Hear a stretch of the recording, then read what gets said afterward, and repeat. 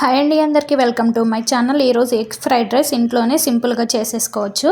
చూడండి, ముందుగా oil heat చేసుకొని 2 ఎగ్స్ అయితే కొట్టేసుకున్నాను. అందులోనే కొంచెం ఉప్పు, కారం, అలాగే చిటికెడు పసుపు కూడా వేసేసుకొని కొంచెం సేపు అలా వేగనివ్వాలి. ఎమ్మటనే కదిలించొద్దు. ఇలా కొంచెం వేగిపోయిన తర్వాత దీన్ని ఇట్లా ముక్కలుగా కలుపుకోవాలి. ఈ ప్రాసెస్ అంతా హై ఫ్లేమ్ మీదే చేయాలన్నమాట. చూడండి, అప్పుడే రెస్టారెంట్ స్టైల్లో చేసే ఫ్రైడ్ రైస్ టేస్ట్ వస్తుందన్నమాట. ఇట్లా కలిపేసుకోవాలి మొత్తాన్ని. దీన్ని బాగా వేగిపోయిన తర్వాత వేరే ప్లేట్లోకి తీసేసుకున్నాను.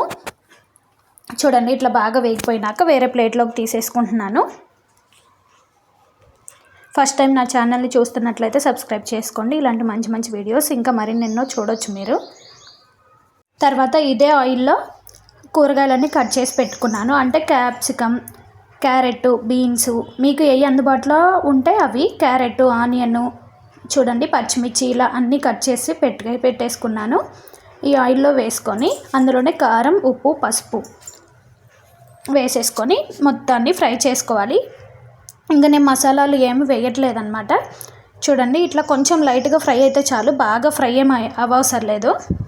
రైస్ను కూడా నేను ముందుగానే చల్లార్చి పెట్టుకున్నాను, అది కూడా వేసేసుకున్నారు. రైస్ వేడివేడిది అయితే బాగోదన్నమాట ఈ ఫ్రైడ్ రైస్కి, అందుకే చల్లార్చుకున్నాను. తర్వాత ఈ ఎగ్ ఫ్రై చేసి పెట్టుకున్నాం కదా, అది కూడా వేసుకొని కొంచెం సాసు అలాగే టమాటా సాస్ కూడా వేసేసుకొని కలిపేసుకుంటున్నాను. హై ఫ్లేమ్ మీద రైస్ అంతా మొత్తానికి కలిసేలాగా, రైస్ అంతా వేడిగా అంటే చిటపట్లాడేలాగా అవ్వాలన్నమాట. మొత్తాన్ని వేసి ఇట్లా హై ఫ్లేమ్ మీద కలిపేసుకోవాలి. ఒక్క 2 మినిట్స్ ఫ్రై చేసుకుంటే సరిపోతుంది. అంతేనండి, గుమగుమలాడే ఫ్రైడ్ రైస్ రెడీ అయిపోతుంది.